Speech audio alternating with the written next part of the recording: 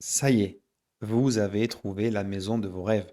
250 000 euros, idéalement située, la maison que vous convoitez depuis des années. Mais savez-vous que 20 000 euros pourraient vous être ajoutés à cette somme par ce que l'on appelle les frais de notaire? Beaucoup d'acheteurs voient ça comme une fatalité, mais aujourd'hui, je vais essayer de vous aider à les réduire un petit peu.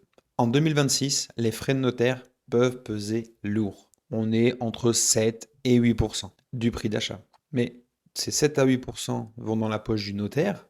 La réponse est non.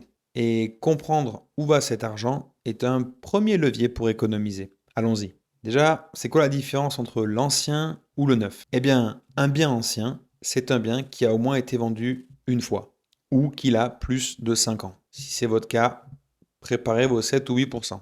Mais ces frais, tout ça dans la poche du notaire, c'est un mythe. On appelle cela les frais de notaire, mais c'est un abus de langage. En réalité, le notaire ne conserve que 10% de cette somme pour sa rémunération. On appelle ça les émoluments. Le reste, eh bien, pas trop de surprise, c'est pour l'État. Mais qui au juste en bénéficie? Eh bien, les départements de France, qui touchent en moyenne 5,8% de ce montant.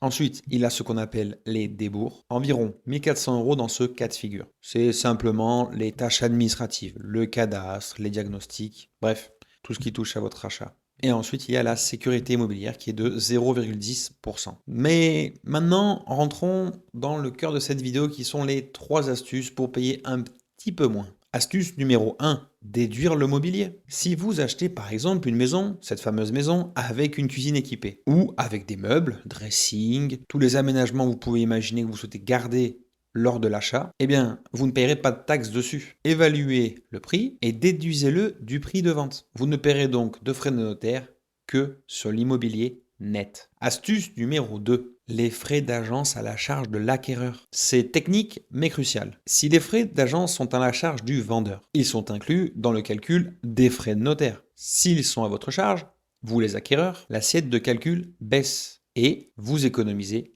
immédiatement. Astuce numéro 3 maintenant. Eh bien, négocier les émoluments. Pour rappel, les émoluments, c'est ce que vous allez donner et ce que va percevoir votre notaire. Peu de gens le savent, mais lorsqu'on fait un achat de plus de 100 000 euros, eh bien, on peut négocier. On entend beaucoup de choses, mais on peut espérer négocier une fourchette entre 5 et 20% des émoluments. N'hésitez pas à poser la question dès le compromis. Si on anticipe, on est prêt. Bref, vous l'aurez compris, la tendance pour les années à venir n'a pas vocation à aller vers le bas. Je dirais même plutôt vers le haut. Anticipez donc dès le départ, lors de votre négociation de crédit, les frais de notaire. Mais n'y allez pas à l'aveugle. Utilisez un simulateur en ligne pour connaître le montant exact selon votre département. Car oui, il y a quelques exceptions. Je vous laisserai aller voir en fonction si vous habitez en Isère, dans le Morbihan ou encore dans les DOM-TOM. Il y a des taux légèrement plus faibles. Pour résumer, oui, 7 à 8% dans l'ancien, c'est OK. Mais il existe des leviers. Je rappelle, les meubles, les frais d'agence et les remises chez le notaire. Si cette vidéo vous a aidé à y voir plus clair,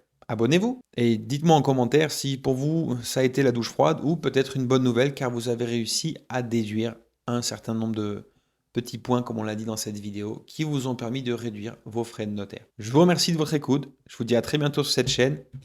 Ciao.